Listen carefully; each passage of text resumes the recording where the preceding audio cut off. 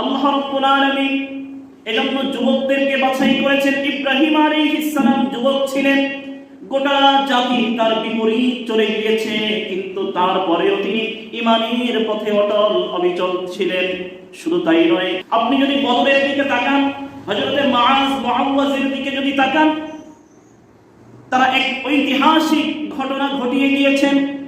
এই মাত্র কিশোর যুবক মুআজ এবং মুআওয়াজ রাদিয়াল্লাহু তাআলা আনহুমা দুজনে মিলে আল্লাহ তাআলার সবচাইতে বড় তৎকালীন শত্রু আবু জাহালকে পৃথিবী থেকে বিদায় করে দিয়েছে। আবু জাহালকে কোমরিয়া পৃথিবী থেকে বিদায় করে দিয়েছেন এই যুবক, এই কিশোর।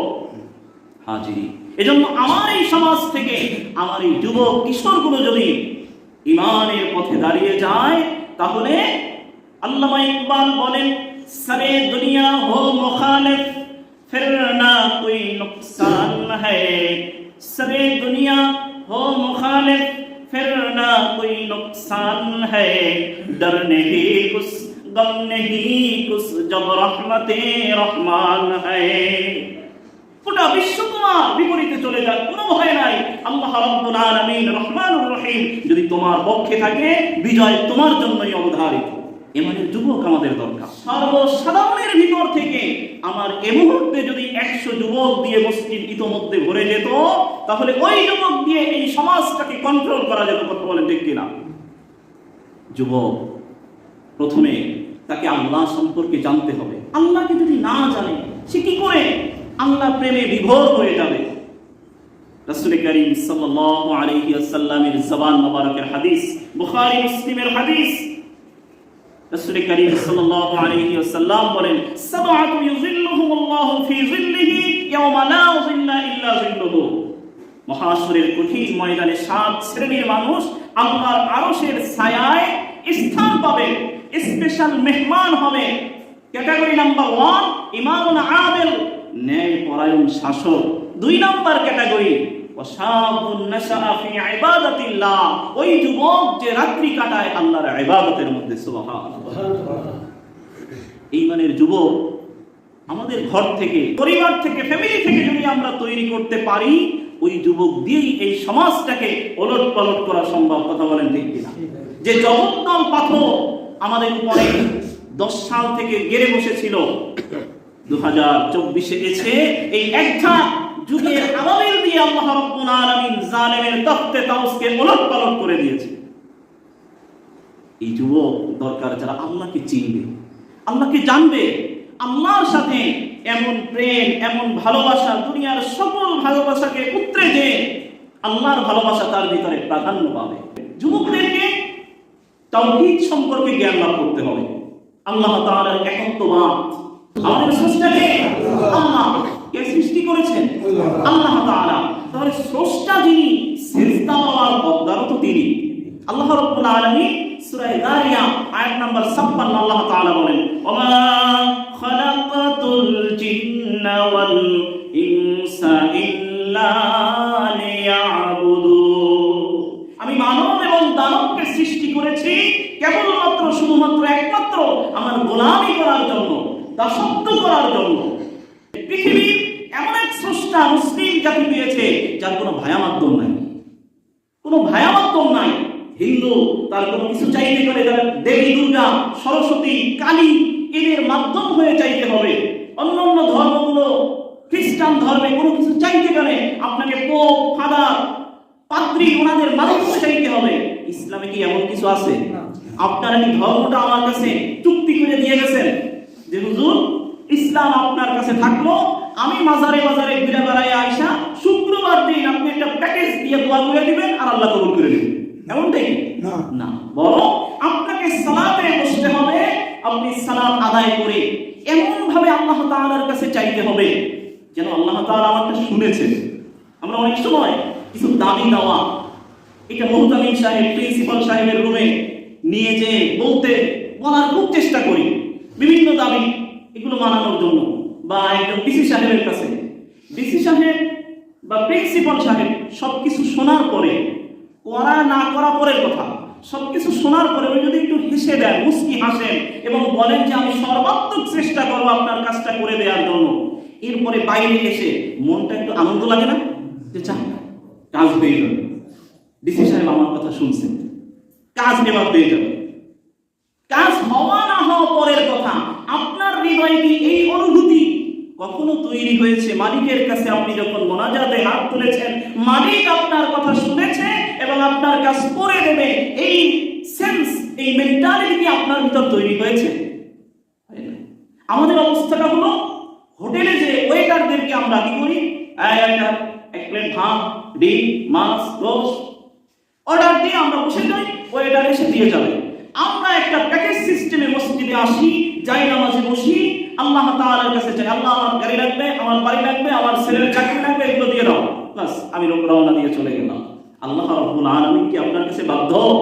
না, বরং রব্বে কারীমকে এমন ভাবে তার সাথে প্রগাঢ় মহব্বত তৈরি করতে হবে যে আমাকে যেন মালিক ভালোবাসে, এই অবস্থানটা তৈরি করতে হবে। হযরত আয়েশা সিদ্দিকা রাদিয়াল্লাহু তাআলা আনহা দিনার নিয়ে, দিরহাম নিয়ে, এরপরে তৎকালীন সময়ে পরিষ্কার করার দ্রব্য যা কিছু ছিল এটা দিয়া দিনার দিরহাম পরিষ্কার করে ধুয়ে মুছে চকচক করে এই অবস্থায় রেখে দিচ্ছেন। রাসূল কারীম ঘরে ঢুকে দেখে ফেলে বলতেছে, আয়েশা তুমি দিনার দিরহাম এগুলো ধুয়ে ফেলছো কেন? বলতেছি, ইয়া রাসূলুল্লাহ, এটা তো আমার আর আমার আল্লাহর মাঝে গোপন প্রেম। সুবহানাল্লাহ। ইয়া রাসূলুল্লাহ, আল্লাহ রাব্বুল আলামিনের হাবিব আপনি মসজিদে নববী থেকে মিম্বারে বসে আপনি বলেছেন, আল্লাহ রাব্বুল আলামিনকে কেউ যদি কিছু সাদকা করে, দান করে আল্লাহর রাস্তায়, রব্বে কারীম তার কুদরতি ডান হাতে সেইটা গ্রহণ করে। ইয়া রাসূলুল্লাহ, ইয়া হাবিবাল্লাহ, আমার আল্লাহ তাআলার সাথে যেহেতু আলাদা একটা ভালোবাসা, রব্বে কারীমকে আমি যেটা দেব আর রব্বে কারীম আমার থেকে যেটা নিবে, আমি কেমন করে একটা পুরাতন কয়েন, একটা কালিযুক্ত, একটা ময়লাযুক্ত কয়েন আমি রবকে দেব? এই কারণে আমি এটাকে পরিষ্কার করে রেখে দিয়েছি যাতে মালিককে আমি চকচকে টাকাটা দিতে পারি। আমাদের অবস্থা কি? সেরা নোট কোনটা আছে? 2 টাকার কানা ছিঁড়ে গেছে, অথবা পিছন থেকে টেপ মাইরা লাগানো আছে, এটা বিসমিল্লাহ করে দান বাক্সে দিয়ে দিই। আল্লাহ রাব্বুল আলামিনকে চিনতে হবে। উলুহিয়া, আপনার আমার ইবাদত পাওয়ার একমাত্র হকদার আল্লাহ রাব্বুল আলামিন। একমাত্র হকদার কে? আল্লাহ তাআলা। আরেকটা হলো রুবুবিয়া, আমাকে তিনি পালতেছেন, আমাকে তিনি খাবার দিচ্ছেন, আমার ব্রেন দিচ্ছেন, আমার চলার শক্তি দিচ্ছেন, বলার শক্তি দিচ্ছেন, দেখার শক্তি দিচ্ছেন, এই সবটা কে দিচ্ছেন? আল্লাহ রাব্বুল আলামিন। সেই আল্লাহ তাআলা যেহেতু আমার পালনেওয়ালা রব, এই রবের প্রতি 100% ঈমান থাকতে হবে। এই ঈমানে কোনো 99% আসবে না, 100% থাকতে হবে। আল্লাহ রাব্বুল আলামিন আমার সাথে আছে, আমাকে লালন পালন করতেছেন। আপনি মনে করেন সালাত আদায় করতেছেন রুমের ভিতরে, আপনার বাবা অথবা আপনার মা ঘরের ভিতরে ঢুকে আপনার পিছন থেকে সে বসে পড়লো, হয়তো সে একটু পাঞ্চি করছে অথবা বসে আছে, শব্দ করতেছে না, কিন্তু তার যে এই নিঃশব্দের ভিতরে হালকা মৃদু আওয়াজে তার যে ঘরে ঢোকা, এটা আপনি হৃদয়ে অনুভব করবেন না? হৃদয়ে একটা অনুভব করবেন যে আমার পিছনে আমার বাবা আছে, আমার মা আছে, বা আমার আত্মীয় আছে। আপনার সালাতটা, আপনার দোয়াটা ঠিক ওইভাবে হবে যে মহান রব আমারটা শুনতেছেন, আমার ইবাদত দেখতেছেন, তাহলেই সেই ইবাদত কবুলিয়তের দরজায় পৌঁছে। হাজি আল্লাহ রাব্বুল আলামিনের উলুহিয়া, প্রভুত্বে এবং তার রুবুবিয়া, পালনেওয়ালা রব পরিপালন করার ক্ষেত্রে আল্লাহ রাব্বুল আলামিনকে একচ্ছত্রভাবে মানতে হবে। দুনিয়ার আর কেউ আমাকে খাওয়াতে পারে না, আমাকে চালাতে পারে না, এটা হৃদয়ে বিশ্বাস করতে হবে।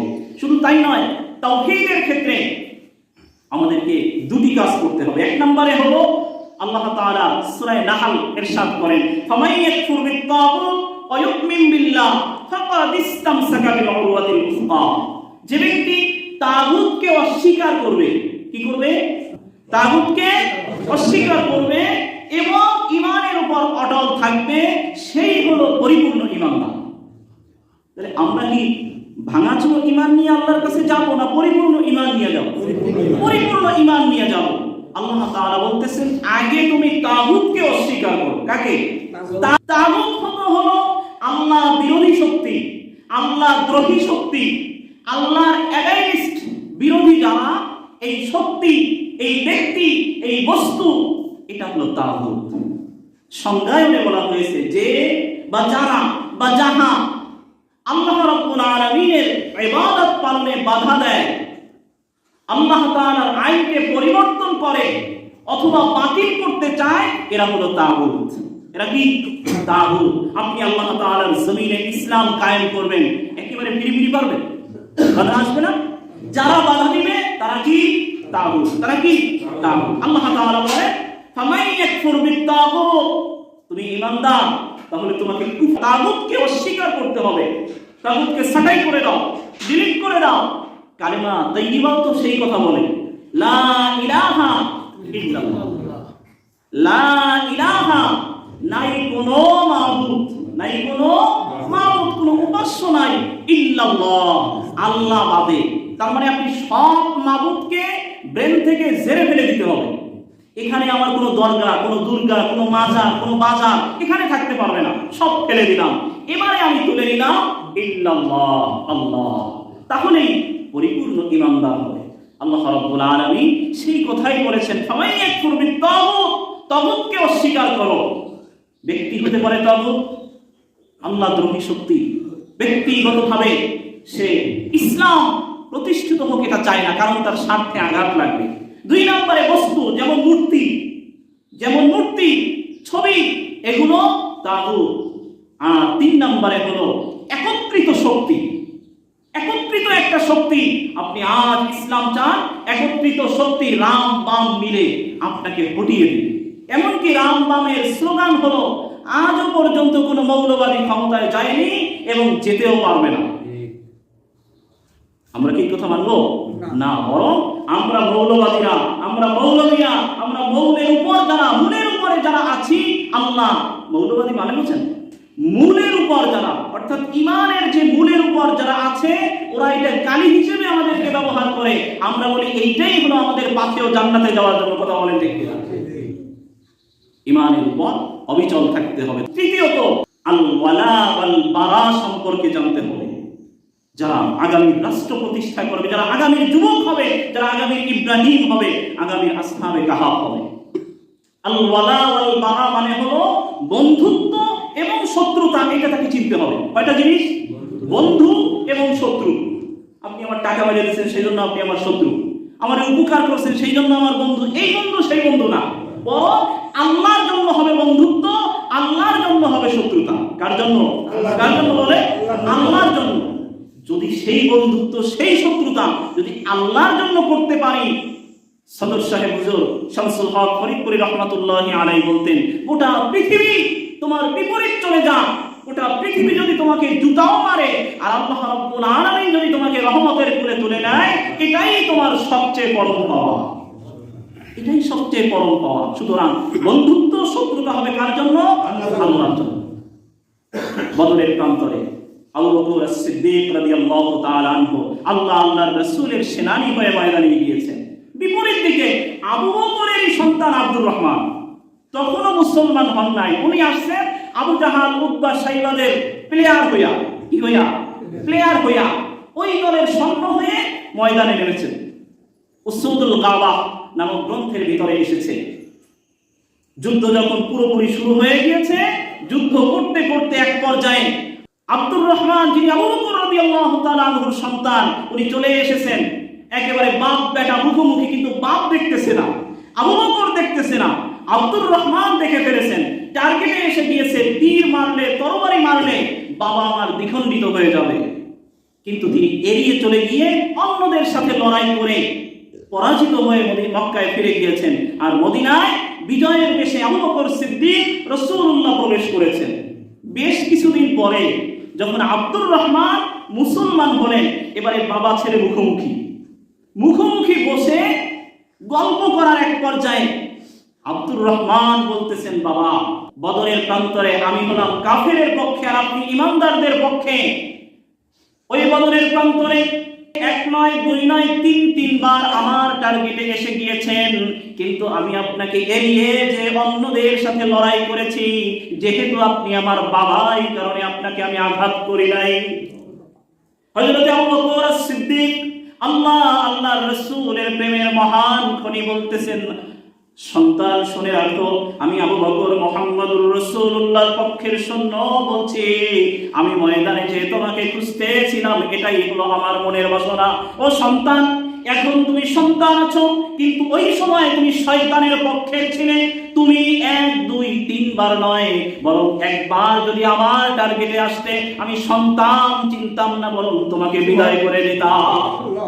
এটাই হলো আল্লাহর জন্য শত্রুতা, আল্লাহর জন্য বন্ধুতা। আপনি এমন কোন মানুষ পাবেন না যে মানুষটা সবার কাছে ভালো, এমন লোক পাবেন না।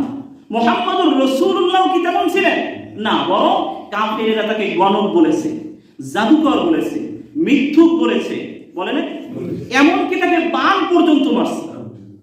কিন্তু রাসূলুল্লাহ সাল্লাল্লাহু আলাইহি ওয়াসাল্লাম হক থেকে একটু পরিমাণ সরে যান না। আপনার আমার অবস্থাটাও হবে ঠিক এমনই, যে হকের জন্য বন্ধু হবে, হকের জন্য শত্রু হবে। বিশ্বনবী বলেন, মান আহাব্বা লিল্লাহ ওয়া মান আবগাদা লিল্লাহ ওয়া মান আ'তা লিল্লাহ ওয়া মান মানা'a লিল্লাহ ফাকাদ ইসতাকমালাল ঈমান। যে ব্যক্তি আল্লাহর জন্য ভালোবাসলো, যে ব্যক্তি আল্লাহর জন্য শত্রু হলো, যে ব্যক্তি আল্লাহর জন্য দান করলো, আর যে ব্যক্তি আল্লাহর জন্য দান করলো না, ওই ব্যক্তি ঈমানে পরিপূর্ণতায় পৌঁছে গেছে। আল্লাহর জন্য বন্ধুত্ব বুঝলাম, আল্লাহর জন্য শত্রুতা, শত্রুতা হবে কার জন্য? আল্লাহর জন্য। হযরত আলী রাদিয়াল্লাহু তাআলা আনহু লড়াইয়ের ময়দানে গিয়েছেন, শক্তিমান এক বীর পালোয়ানকে কুস্তি যুদ্ধের মাধ্যমে, মল্ল যুদ্ধের মাধ্যমে ধরাশায়ী করে ফেলেছেন। তরবারি টান দিয়ে বের করেছেন, ওর গলা কেটে হত্যা করে দিবেন। ঠিক ওই সময় আলী রাদিয়াল্লাহু তাআলা আনহুর পবিত্র চেহারা মোবারকে কাফের শেষ কামড় দেওয়ার লক্ষ্যে থুথু নিক্ষেপ করে দিল হযরত আলী রাদিয়াল্লাহু তাআলা আনহুর পবিত্র চেহারা মোবারকে। আমাদের চেহারায় কেউ যদি থুথু নিক্ষেপ করে, রাগের টেম্পারেচার যদি 10 থাকে, 100 হয়ে যাবে না? তাতে কি 2-4 ঘন্টা টাইম নেবে? 2-4 ঘন্টা না, বরং 2-1 সেকেন্ডের ভিতরে ওকে মাটিতে ফেলে দেওয়ার অবস্থা সত্যি আমরা জাহির করে দিব। আর আলী রাদিয়াল্লাহু তাআলা আনহু বিপরীত করতেছেন। আল্লাহু আকবার। হযরত আলী রাদিয়াল্লাহু তাআলা আনহু তরবারি বের করেছেন, থুথু নিক্ষেপ করে দিয়েছে কাফের। আলী রাদিয়াল্লাহু তাআলা আনহু তরবারি দিয়ে তাকে হত্যা না করে তরবারিটা আবার নিজের খাপের ভিতরে ঢুকায়া নিয়া শয়তান ওই কাফেরটাকে ছেড়ে দিয়ে দাঁড়ায়া গিয়েছেন। কাফের এবারে আশ্চর্যান্বিত হয়ে বলতেছেন, আলী, ব্যাপার কি? আমি তোমার চেহারায় থুথু নিক্ষেপ করলাম, তুমি ছেড়ে দিলা কেন? বলে যে আমি তোমাকে ছেড়ে দিয়েছি আল্লাহর জন্য, একটু পরে আবার ধরবো আল্লাহর জন্য। কার জন্য? আল্লাহর জন্য। বলে যে আমি তো তোমাকে থুতু নিক্ষেপ করেছি তোমার চেহারায় এই জন্য যে যাতে তোমার রাগটা বেড়ে যায় আর তুমি আমাকে তাড়াতাড়ি হত্যা করে দাও, কষ্ট যাতে কম পাই, এই কারণে তোমার চেহারায় থুতু নিক্ষেপ করেছি।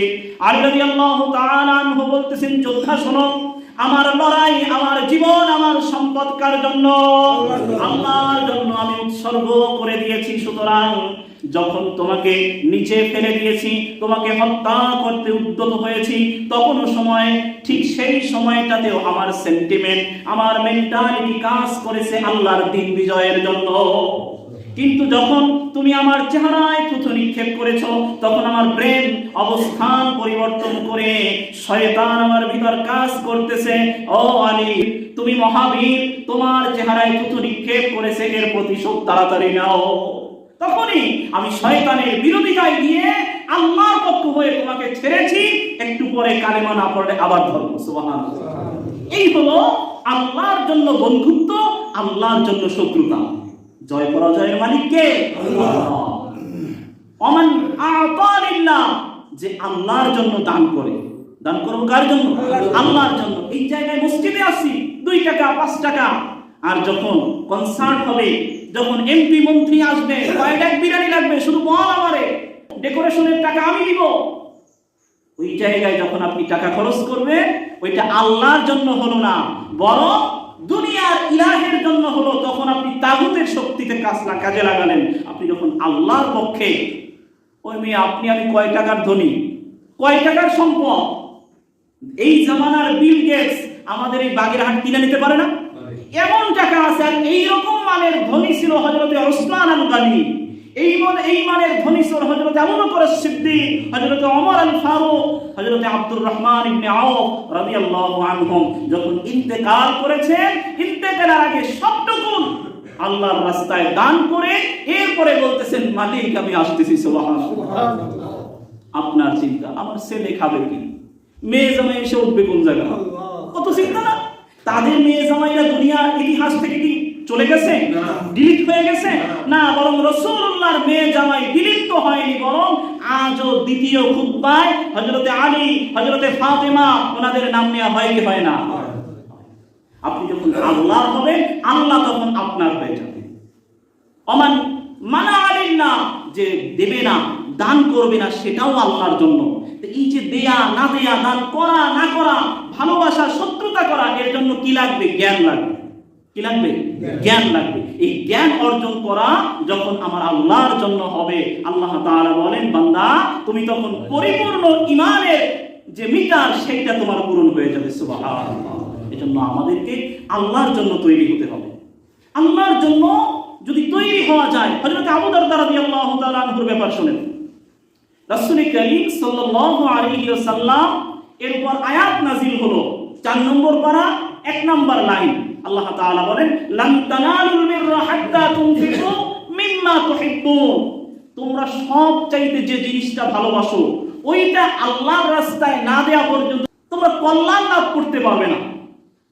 আমরা কি কখনো ভাবিছি আমার সবচাইতে প্রিয় জিনিসটা? এই যে কুরবানির সময় আসলে ইমাম সাহেবরা, আলোচকরা বলবেন কি, হযরত ইব্রাহিমের কাছে আল্লাহ কি চাইছিলেন? এক পাল গরু, ছাগল, উট না। আল্লাহ তাআলা স্বপ্নে ইঙ্গিত দিচ্ছেন, ডাইরেক্ট বলেন নাই। ডাইরেক্ট বললে তো ফরজ ছিল। ইঙ্গিত দিচ্ছেন, ও ইব্রাহিম, তোমার সবচাইতে প্রিয় বস্তুটা আমার রাস্তায় কুরবানি করো। সুবহানাল্লাহ। আর ইব্রাহিম আল্লাহ প্রেমের এক মহান যুবক, নিজের সংসার থেকে, ফ্যামিলি থেকে, সম্পদ থেকে, স্থাবর অস্থাবর সবকিছু থেকে বের করে ফেলেছেন। আমার সবচাইতে প্রিয় জিনিস হলো আমার সন্তান ইসমাঈল। ঠিক এমনই ভাবে আল্লাহর জন্য হতে হবে। যখন লান তানালুল বিররা হাত্তা তুনফিকু মিম্মা তুহিব্বুন, এই আয়াত যখন নাযিল হয়ে গেল, আপনাদেরকে তো তরজমা করে শোনানো লাগলো। বিশ্ব নবীর সাহাবী আবু দারদাও ওই মজলিসে বসে নিজে 10 সেকেন্ড ভেবে নিয়ে এরপরে বলতেছেন, ইয়া রাসূলুল্লাহ, ইয়া হাবিবাল্লাহ, এই মদিনার ভিতরে আমার যে একটা প্রায় 5 থেকে 6 বিঘা জমি ব্যাপী যে খেজুর বাগানটা আছে, এত বেশি খেজুর মদিনার আর কোন বাগানে জন্মায় না, আর কোন বাগানে ফলে না। ওই পুরো বাগানটা ধরে আমি আল্লাহর রাস্তায় দিয়ে দিলাম। রাসূলুল্লাহর কাছে এগ্রিমেন্ট ফাইল দিয়ে দৌড়ে চলে এসেছেন বাড়িতে। বাড়িতে এসে গেট দিয়া বাড়ির ভিতরে না ঢুকে গেটের বাইরে দাঁড়ায়া বলতেছেন, স্ত্রী সন্তানগুলো নিয়ে তুমি বাইরে বেরিয়ে আসো। স্ত্রী বলতেছে, স্বামী প্রতিদিন তো আপনি সরাসরি ঢোকে নাই, আজকে বাইরে থেকে ডাকতেছেন কেন? স্ত্রীকে বলতেছেন, আবু দারদা রাদিয়াল্লাহু তাআলা আনহু, ও স্ত্রী শোনো, এই পুরো সম্পত্তি, এই ঘর বাড়ি, হাড়ি পাতিল যা কিছু আসে, সবটা আমি আল্লাহর রাস্তায় দান করে দিয়েছি। এমন মানে নিজেকে নিয়ে ভাবতে শিখতে হবে যে আমি আল্লাহর জন্য হব, আল্লাহ আমার জন্য হবে। এইটা যতক্ষণ ভাবতে না পারবো, সেই মানে ইমানদার যুবক যতক্ষণে তৈরি না হবে, এই সমাজ বদলাবে না। আমরা কি চাই এই সমাজ বদলে ইসলামী সমাজে রূপান্তরিত হোক? কি বলে চাই। তবে এই মানের যুবক, এই মানের সন্তান, এই মানের ইমানদার যেন আল্লাহ রাব্বুল আলামিন আমাদের এই সমাজে প্রতি ঘরে ঘরে তৈরি করে দেন, বলি আমিন।